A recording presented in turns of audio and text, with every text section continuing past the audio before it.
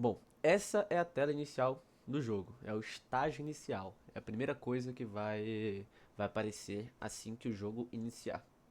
Bom, aqui a gente vai escolher entre três aprimoramentos específicos para o nosso jogo. Esses aprimoramentos eles podem ser diferentes do que estão aqui disponível pra gente. Ou seja, eles podem ser diferentes a cada partida, eles podem mudar. Você pode ver os aprimoramentos disponíveis aqui do lado esquerdo. A gente pode, aqui, nesse caso específico desse jogo, a gente tem a Reif dos Caranguejos, o Pote de Ouro e o Prelúdio Dourado. Você pode colocar o cursor em cima de cada aprimoramento para ler uma breve descrição do que cada um faz. E aqui no meio a gente pode ver os jogadores votando entre cada um desses. A gente pode ver aqui 4 jogadores votando na Rave dos Caranguejos e um jogador votando no Prelúdio Dourado, enquanto outros 3 não estão votando em nada, ou seja, o voto deles não vai contar em nada. E o jogo vai escolher entre o voto desses 5 jogadores que estão votando. Claro, a maior chance é de cair Rave dos Caranguejos porque tem mais jogadores aqui, ok? E aqui do nosso lado direito tem os 8 jogadores dessa partida. A gente pode ver que no caso o jogador é, jogando aqui, no caso é esse amarelinho aqui, que no caso fui eu. E aqui em cima a gente tem o estágio e fase de cada estágio. Por exemplo, aqui é 1-1, é o estágio 1 na fase 1, ok? Bom, agora a gente está no estágio 1 na fase 3. Nesse primeiro estágio, a gente não vai lutar contra outros jogadores, outros adversários ainda, por enquanto. Essas 4 primeiras fases do estágio, a gente vai decidir o aprimoramento para esse jogo. E a gente vai lutar contra essas tropas aqui. E a gente vai ganhar recompensas derrotando elas, como ouro, cartas ou espólios.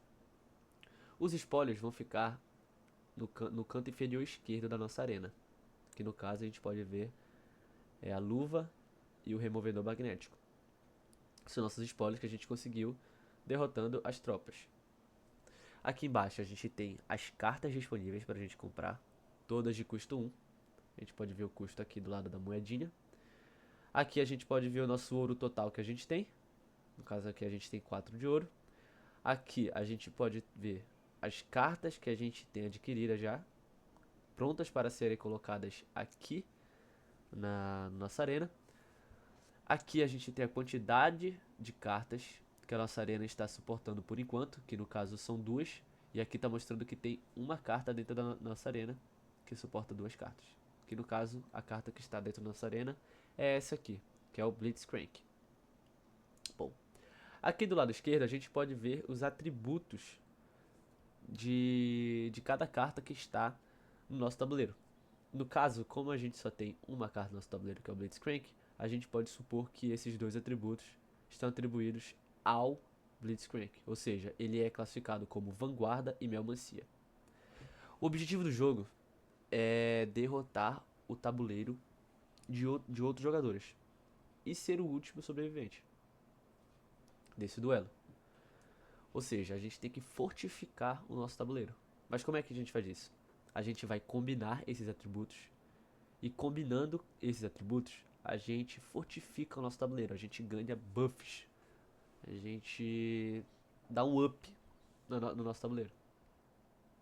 Por exemplo, aqui a gente está vendo um de 2 vanguarda. Se a gente combinar 2 vanguardas aqui dentro, a gente vai ganhar um buff específico do vanguarda. Ou seja, cada atributo combinado nos dá um buff diferente, ok?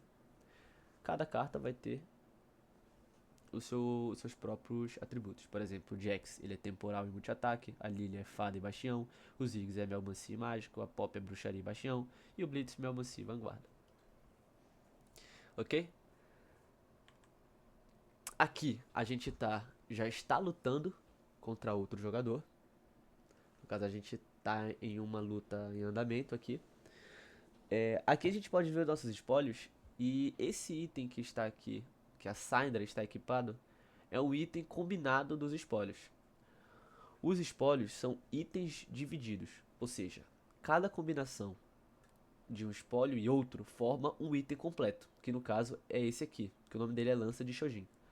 Cada item ele tem uma característica diferente, ele faz algo diferente, ele tem uma proposta diferente. A lança de Shojin, ela permite que o usuário carregue a sua mana ao atacar outro adversário. Ou seja, cada golpe que a Syndra dá no adversário, ela recarrega a mana. E ao recarregar toda a barra de mana, ela ativa a habilidade dela. Ok? Aqui, a barra verde ela representa a vida e a barra azul embaixo de cada carta ela representa a mana. Quando a carta atinge a barra máxima de mana, ela ativa a sua habilidade. Aqui é a Fúria de Guizo, é outro item completo. E aqui a gente pode ver a vida dos jogadores, a vida atual dos jogadores da partida. No caso, a minha aqui estava 89, aí do jogador abaixo estava 84, aqui estava 81. E o objetivo é ser o primeiro, né? A gente ficar em primeiro lugar, o último a sobrevivente. Quando a vida do jogador, do estrategista, chega a zero, ele perde. Zero ou abaixo disso. Bom, aqui a gente tem uma fase que tem todo estágio menos no primeiro, que é a fase do carrossel. Quando a gente chega na metade de cada estágio, todos os jogadores são teletransportados aqui para o meio do mapa e a gente vai ser submetido a esse tipo de carrossel. No carrossel a gente tem cartas específicas segurando espólios de item. Espólios já sabem que, quando combinado com outros espólios, formam um item completo. Mas a prioridade aqui no carrossel são dos jogadores que têm a vida, que estão com a vida mais baixa. No caso, a prioridade é o primeiro a ser liberado no carrossel é o Honda e o Hugo, porque eles são os dois jogadores com a vida mais baixa.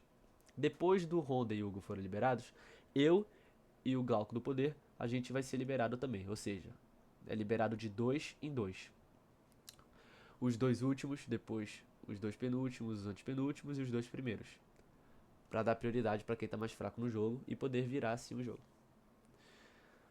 A gente tem que também comentar que cada carta tem um custo.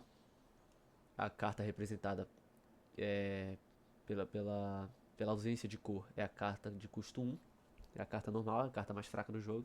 A carta de cor verde é a carta rara. A carta de cor azul é a carta épica. E a gente vai ver também as cartas lendárias e as cartas raras, ok? As cartas lendárias são representadas pela cor amarela e as cartas raras são representadas pela carta roxa.